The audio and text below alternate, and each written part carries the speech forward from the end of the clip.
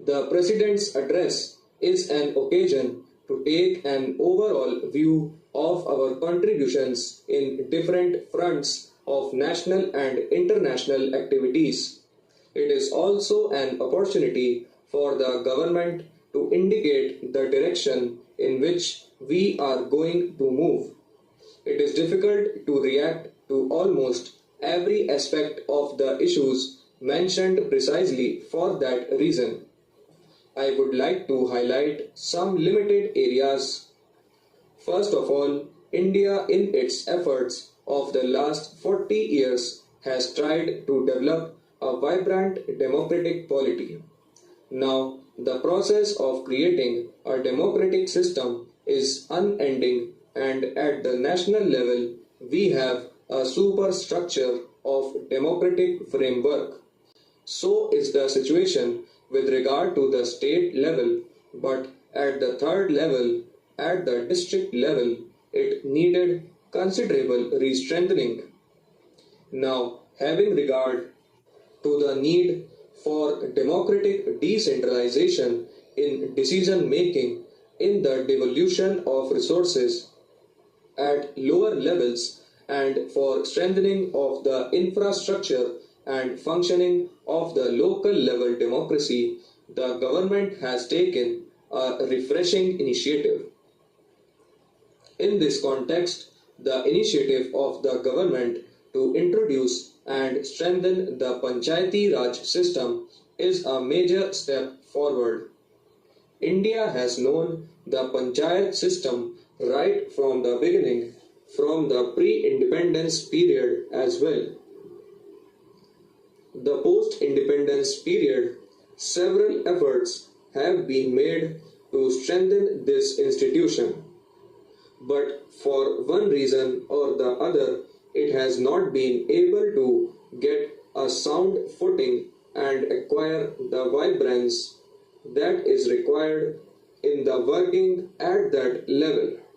On some pretext or the other, in different parts of the country, elections have been postponed or local bodies have been disbanded and administrative control from the executive side has been strengthened. This has led to a situation where the distance between the common man and the government has widened. This has further led to a process where there has been an alienation at the grassroots so far as beneficiaries of one or the other of government programs are concerned. When we are trying to give the country a trial in the development process, the success depends on what opportunities we provide for the people to influence the decision making. What are the points for democratic contribution with regard to the things which are uppermost in their thinking?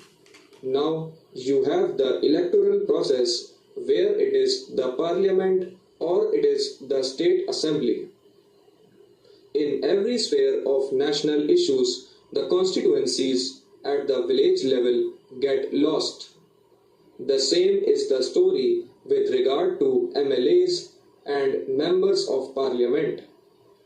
They make laudable contribution in the national life, but the overwhelming character of the spheres or areas in which they operate does not allow sufficient justice to the local system, and the electoral process does not do full justice through the central and the state level processes to the local level problems. To that extent, the opening and the strengthening of a third tier at the local level, the district level, is the only and inevitable solution to the problem of strengthening the grassroots of the democratic process. But the democratic process will not work through the political process only. It requires a solid economic component.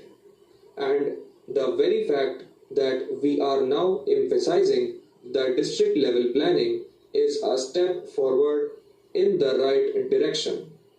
We have seen 7 plan periods of development since 1951. We are at the end of the seventh plan, and the eighth 5-year plan is beginning to take shape.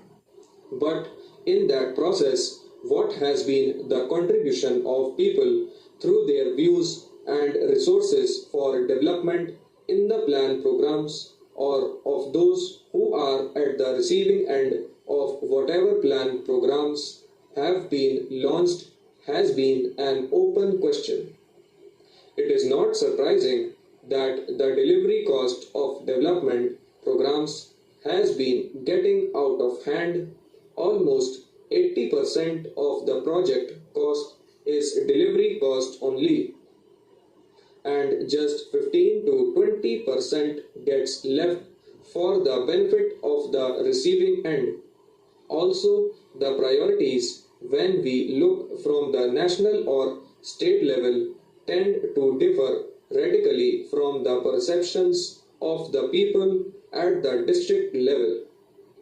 They do not involve the problems which concern the district level and the village level. The district level and the village level problems do not involve substantial resources, but from the point of view of those local people, they are the lifeblood for survival, whether it is the location of a small school building, or the construction of a canal, or the public distribution system network location. They are all local development concerns. In the district level planning, we have talked about decentralized planning, but this time the district level planning program is a decisive and courageous program to carry the whole process of economic planning to the local level, so that the people there who are likely to be knowing more so far as their own interests are concerned are involved directly in the process of planning.